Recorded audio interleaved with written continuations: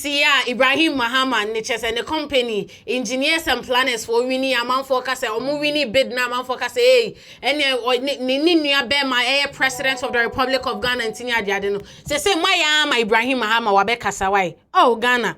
My mana kasana or so ne kasa muno Mr. Talk and do ye hesa obey your why. Washeshe Bobby one chain. Na mukai last week in someone Otafu MP Vincent Koasafua Ebeke can share NPRA boss kon and then the okra documents from DVLA Niadiade.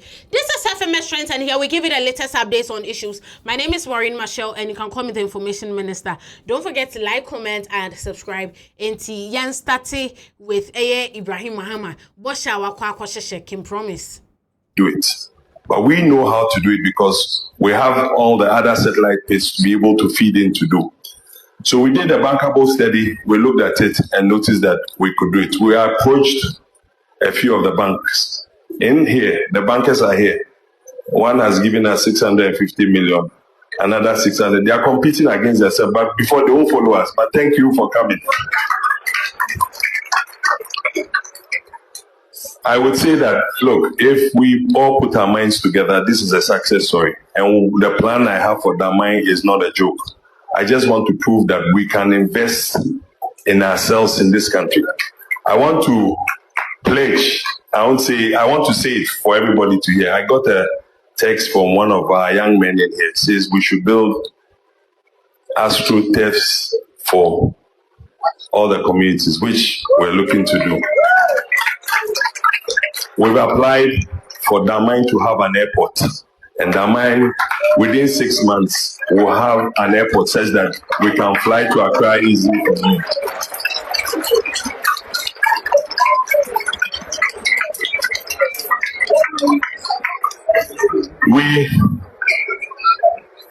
You should have said all that I'm saying. I won't pay you this month. In the next 2 years, we'll be able to drive from here to Cape Coast on a concrete road or a natural road. I beg you, this is not political talk, this is real talk. We are looking to put hospital. I saw the youth. Is the youth here? The Damai youth, where are they? My youth. Thank you. You talked about the hospital. I'm looking to put 2 big hospitals in Damai. Not Damai alone. Is it Damai and Ateku? Or we will put it together. And Abosu. So what I want to say is that whatever money we make from here, we will reinvest it here. And I want to build my own personal house here. So I'll be living with you, Nanano. But thank you very much for giving me this platform. They didn't want me to talk, but anyway, I just said, let me say something. Thank you very much.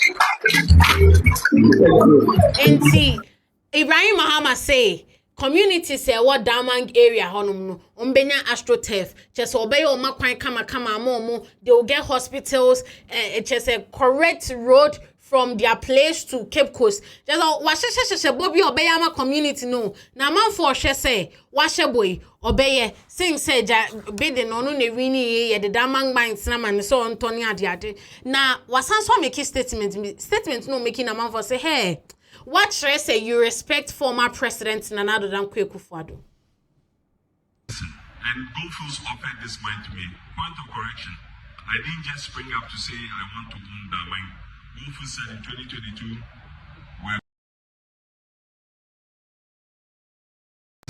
and Goldfields offered this mine to me. Point of correction. I didn't just spring up to say I want to own that mine. Goldfields said in 2022, we're going to close the mine and we want you to take over, but we'll sell it to you. And I said, you can't sell it to me because you've cheated me all these years. So you have to give it to me. So we agreed. They told me to go to government and get a no objection letter. I went in there. And I must thank our former President Nana Addo. He gave me a document to sit with Goldfields and negotiate and keep the mine going. When I did that, unfortunately for me or for EMP, I got called by the CEO of Goldfields and said, look, we have a challenge here working here. How are you going to do it? I said, leave that to me. He says no, he wants to know because they want to hold or that former president Nana Addo Dankwa Akufo-Addo ase.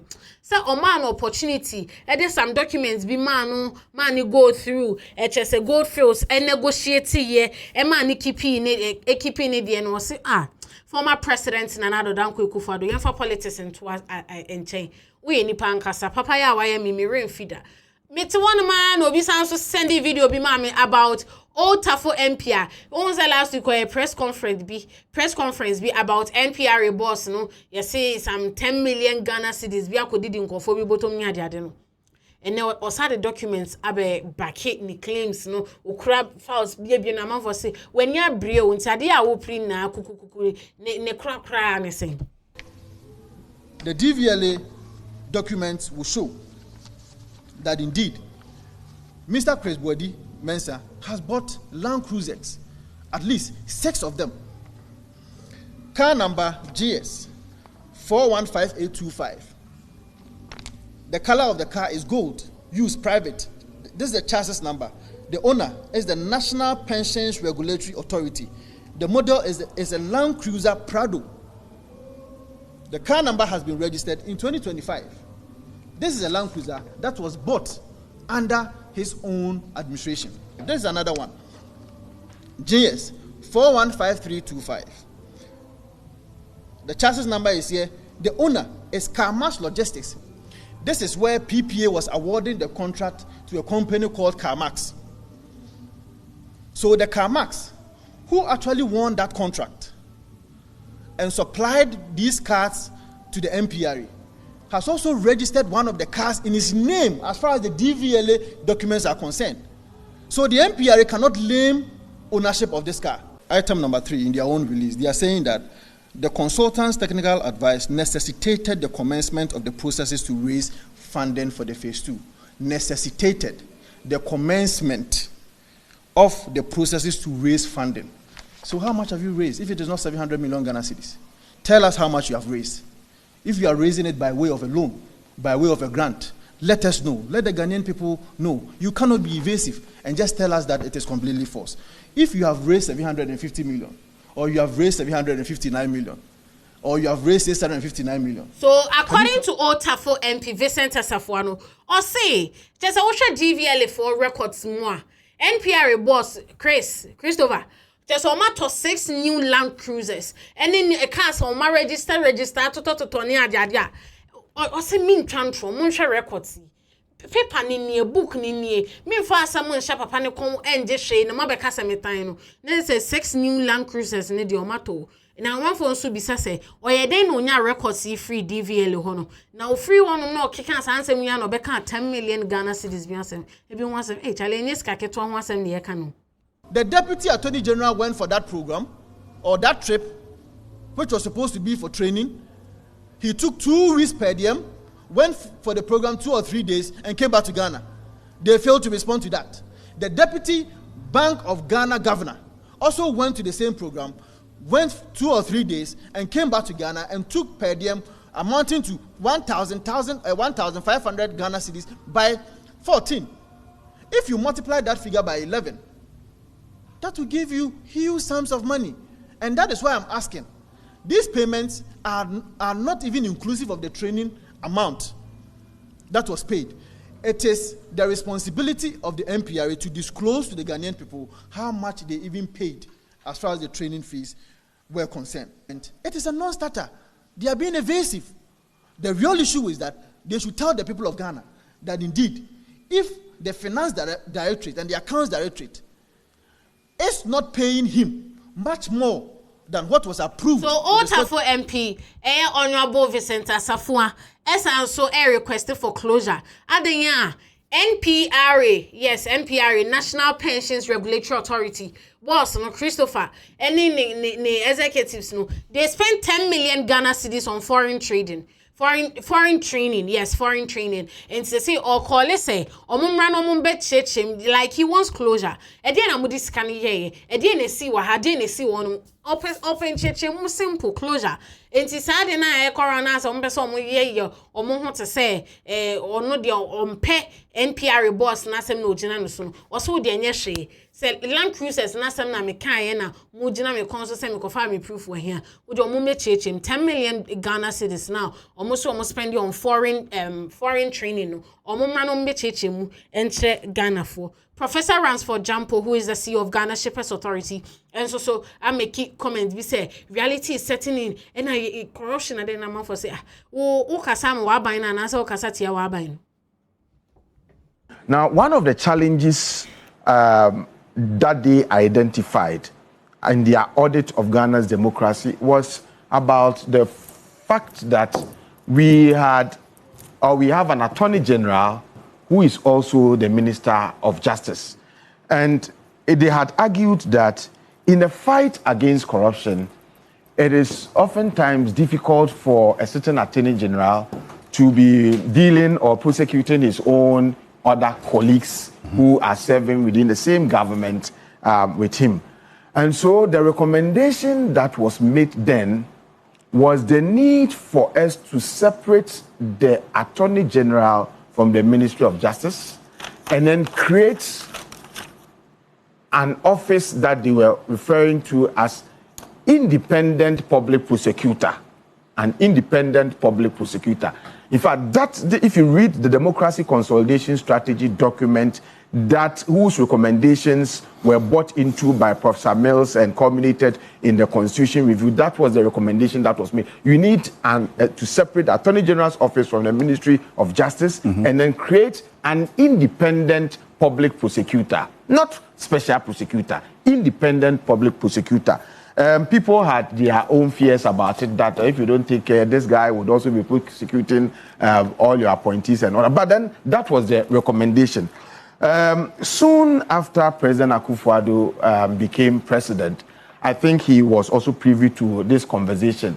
But he was aware that in trying to separate the the Attorney General's office from the Ministry of Justice, and in trying to touch the prosecutorial powers of the Attorney General, it was going to require a certain constitutional amendment, and that particular Article 88 of the Constitution is actually an entrenched clause. So I think the easiest way out that he resorted to was to create the special prosecutor.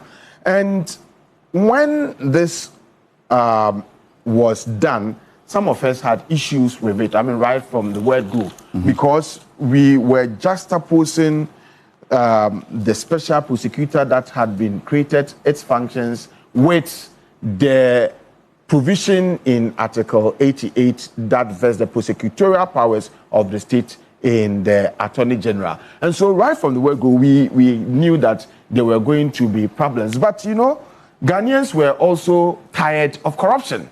And so once you had a special prosecutor set up, and particularly what excited people in not delving or thinking deep into the problems that could arise was the appointment of the person in the persona of citizen vigilante. So people applauded it that, well, I mean, with this man, no nonsense person is going to do the job. So that sort of blindfolded people into looking at the potential conflict that could emerge. And so Amidou left, Kisi came, and it's been on and on. I mean, I quite remember one day I was arguing that the special prosecutor was going to have problems because he was going to be working in the shadows of Attorney General. And somebody drew my attention to the fact that, look, their act says that even though they are going to be drawing their prosecutorial powers from the Attorney General, they nevertheless are expected to operate, you know, in an independent manner. And I kept asking myself that, how do you draw your prosecutorial powers from AG and still be independent of the AG? And today, somebody has gone to court and he's gotten a judge to give a certain judgment. Also, when the AG could even internally prosecute, even through your prosecution. That is it.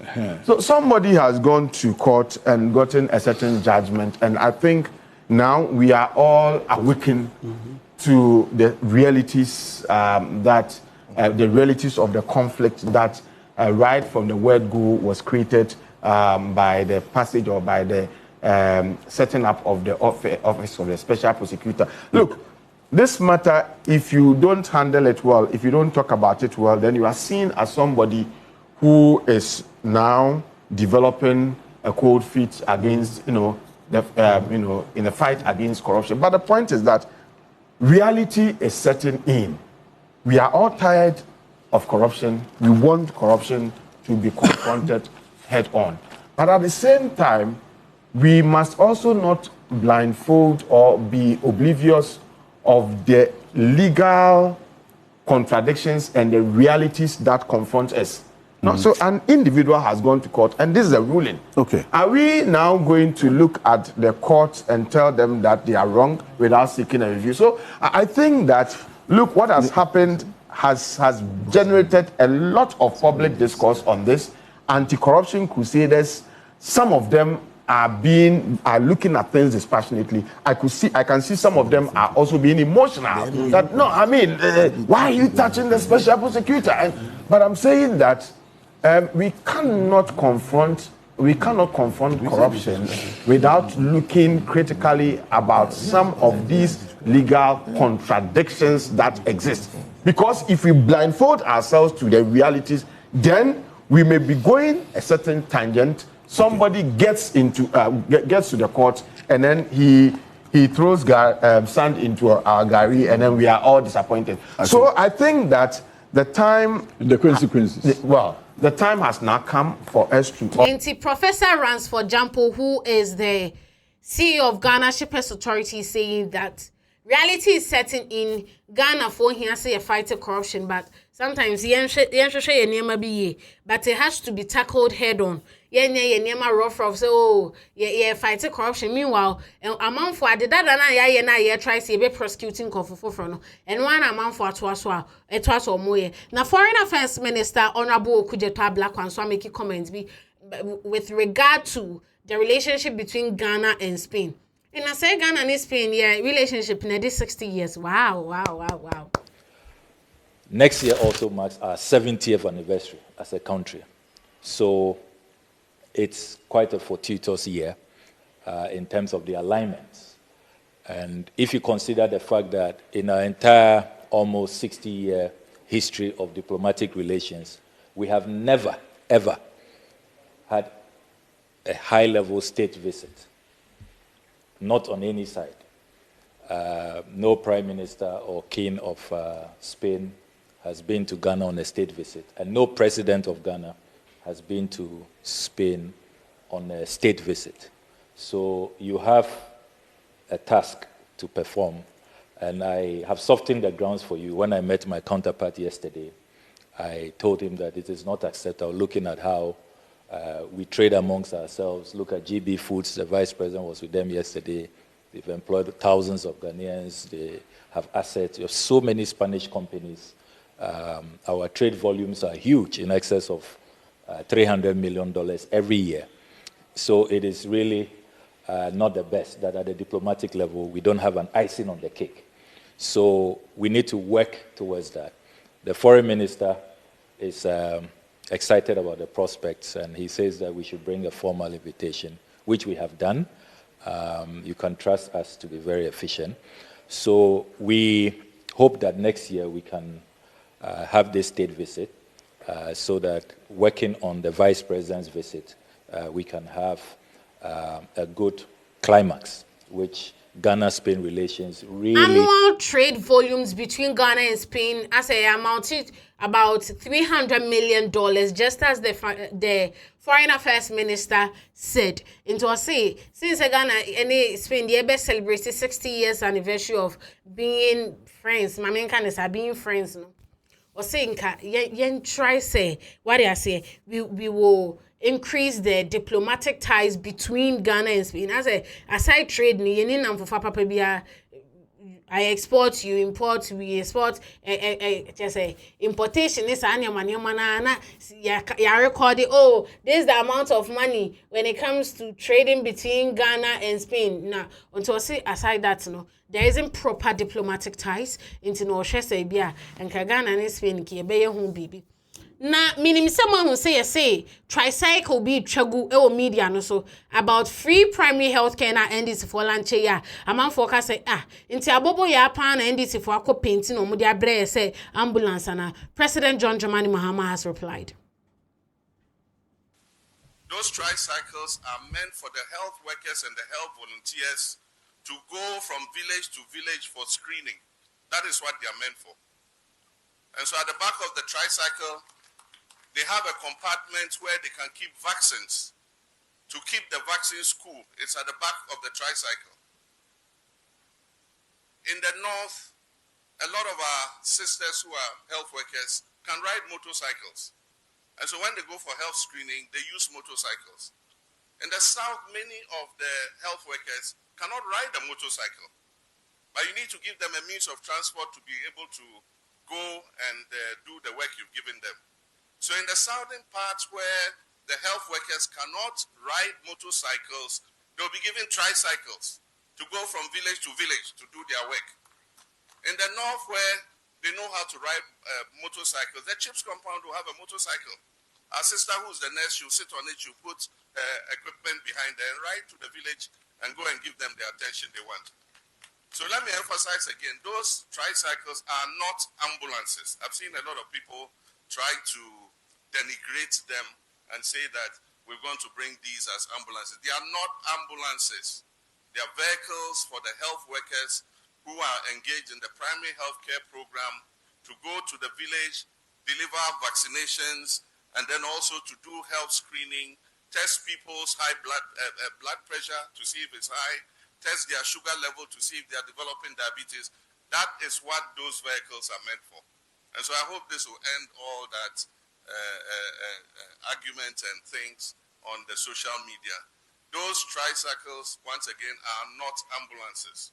They are vehicles for the free primary healthcare volunteers. Someone Kasamati, if President John Dramani Mahama, he said that the tricycles we are seeing around, they are not ambulances, okay? They are meant for the health workers to store some vaccines or whatever in it to be able to go to the rural areas. And when to buy now, more on social media can say ambulance, and he also said something. Neja said something. Neja and catch him say, "I promise it, I'm a for baby." When we came, we met, Parliament had approved a 277 million euro facility for Tamale water and Damango water. Wait, listen to me first. Unfortunately, because the past government defaulted in the debt payments, we declared that we couldn't pay our debts. If you can't pay your debt, do they give you a new loan? So the EU drew back the loan, and they said they are waiting for the debt restructuring to happen and all that. We don't see any sign on the wall that it will come soon. So I've directed the Minister of Finance that we will find our own 277 million euro in cedis, and we will do the water system ourselves. So I want to assure the people of Tamale, I'm a citizen of Tamale. If I don't do this water, nobody will come and do it.